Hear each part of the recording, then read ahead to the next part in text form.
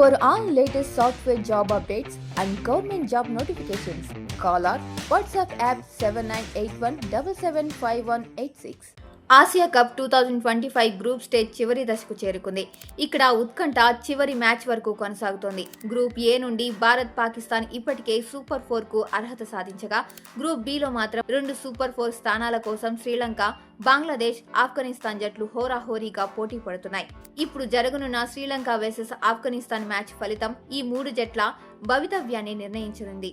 ఇది కేవలం ఒక మ్యాచ్ కాదు, 3 జట్లకు సంబంధించిన క్వాలిఫైయర్ మ్యాచ్ అని చెప్పవచ్చు. ప్రస్తుతం పాయింట్ల పట్టిక చూస్తే గ్రూప్ బిలో శ్రీలంక 2 మ్యాచ్లలో 2 గెలిచి 4 పాయింట్లతో మొదటి స్థానంలో ఉంది.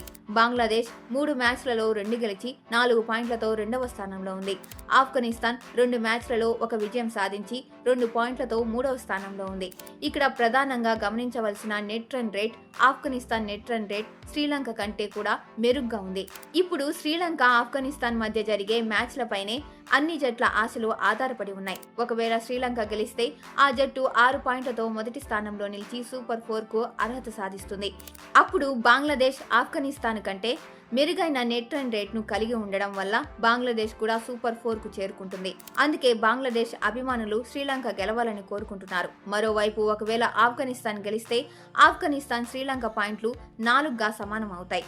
కానీ ఆఫ్ఘనిస్తాన్ అత్యధిక రన్ రేట్ కలిగి ఉన్నందున అది మొదటి స్థానంలో నిలిచి సూపర్ 4కు చేరుకుంటుంది. Sri Lanka net run rate Bangladesh కంటే మెరుగ్గా ఉన్నందున శ్రీలంక ఓడిపోయినా కూడా సూపర్ 4కు చేరుకునే అవకాశం ఎక్కువగా ఉన్నాయి.